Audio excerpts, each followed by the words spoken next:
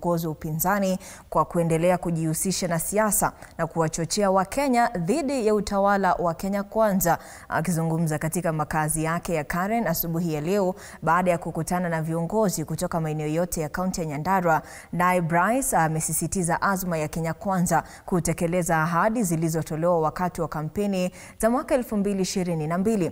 Kindiki amesema kuwa amekataa kwa makusudi kuvutwa katika mijadala ya kisiasa na badala yake amechagua kujikita katika kutekeleza ahadi za Kenya Kwanza kwa Wakenya. Hata hivyo, aliwaonya viongozi hao wa upinzani kuwa wajiandae kwa makabiliano makubwa ya kisiasa mwaka 2027, akisema kuwa rekodi ya utawala ya Kenya Kwanza itajieleza yenyewe. Sasa itakuwaje nyinyi ni viongozi kutoka mashinani mumekuja kwa deputy president?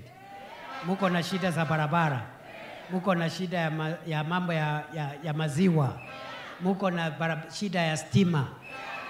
Alafu mimi naanza kulalamika kama nyinyi. How is that possible? It's not possible because you are coming for a solution. Na kazi yangu na sisi wenzetu ambao tuko kwa serikali ni kuharakisha ile imeanza na ile bado haijaanza tutafute ianze ndio kazi isonge namna hiyo.